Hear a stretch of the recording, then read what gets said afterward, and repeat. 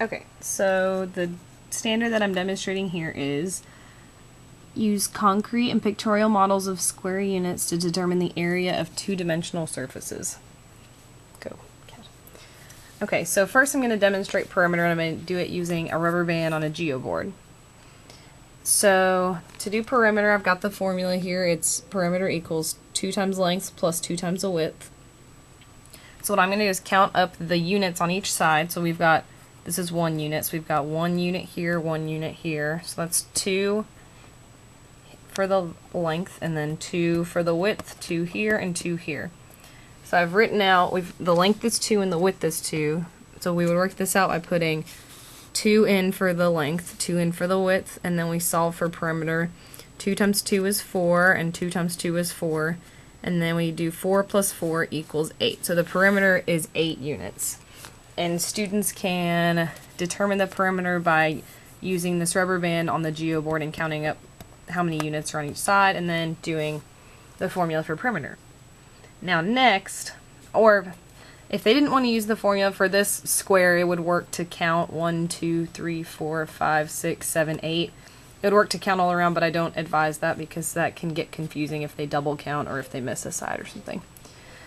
Next, for the area of a square, I've got the formula here. It's area equals length times width. So we do the same thing. We've got 2 on the width and 2 for the length. My cat, go, go, go. We've got 2 for the width and 2 for the length. So what we're going to do is we're going to put in 2 for length, 2 for width, and then we're going to multiply length times width, or 2 times 2, and we get the area is 4 units squared. Now for this one they can't count because they've got to multiply it, but we've got 1, 2, 1, 2, and then 2 times 2 equals 4. And then the very last one is, I'm going to put the camera down for just a second so I can make this cube.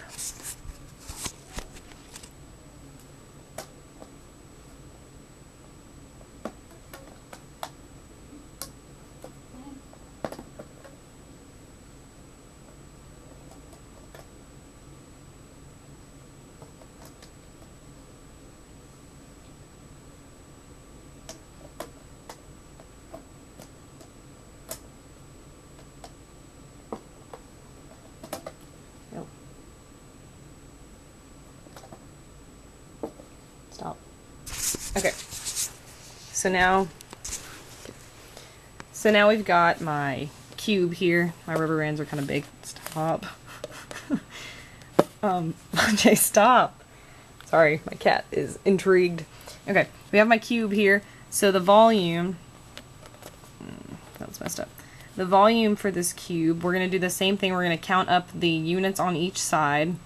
So it would be length times width times height is the volume for perimeter, which I have written down here. So the length is 1, 2, the width is 1, and that won't stay, and the height is 2. So what we're going to do is plug in 2 for length, 1 for width, and 2 for height, and we get 2 times 1 times 2, which gives us 4 units cubed for the volume. And so your students can learn how to do this by making a cube on the geoboard, which my classmates and I figured out in class one day how to do, which I think is kind of neat because they can kind of see how it's 3-dimensional in shape and everything, and they can count out how many units are on each side and stuff. So they can learn how to do volume through this method, and that's how you demonstrate pictorial models of square units and getting area of two-dimensional surfaces.